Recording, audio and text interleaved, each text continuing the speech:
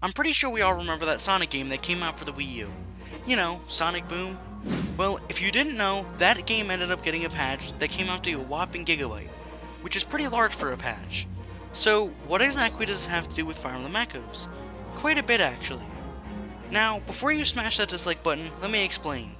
I'm not in any way saying that Echoes is as bad as Boom was, far from it, but I think there is a comparison to be made here.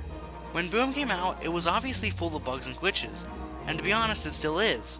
When that patch came out, what the devs were really trying to do was fix a project made out of glue by adding more glue, applying a weak band-aid to a huge wound.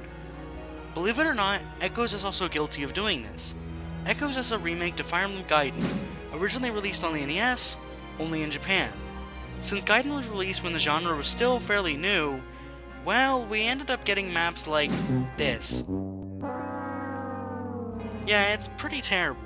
This map is on Celica's route and really only contains one choke point that you can just put Saber into and pretty much win the game.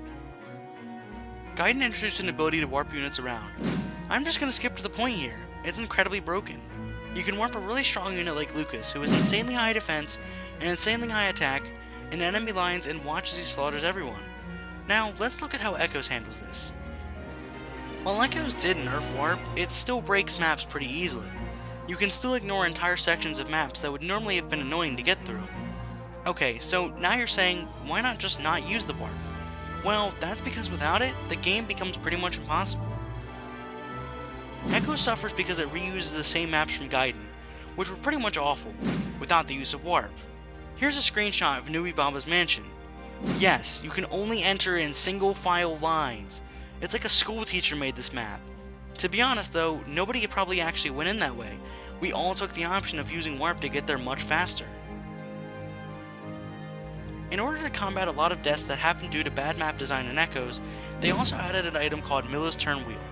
This allows players to turn back time before doing a certain action. And it's completely broken. As you progress, you get cogs, giving you more uses to the already really high 5. If you're wondering how far back a single use can go, there is no limit. You can actually restart every battle if you really wanted to. Assuming you have functioning ears, or sorry deaf people, you probably have put 2 and 2 together and figured out how Echoes is a bit like Boom. Rather than tweaking the maps to be less terrible, they simply nerfed warp and added the turn wheel. This is exactly why Echoes is a bad remake.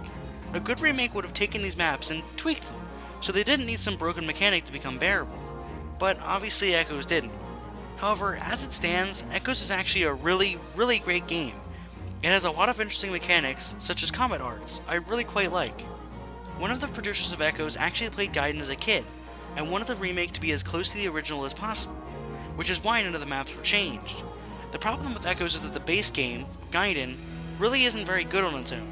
So, because Echoes is as faithful as possible, it suffers from the same issues that it probably should have attempted to fix. Hey, thanks for watching this video. Funnily enough, this actually started as a video just explaining how Milla's Turn Wheel is/isn't overpowered. But after I completed the script, I realized there was a lot more I could go off of. Anyway, if you'd like to see some more videos about Fire Emblem, click the stuff on your screen.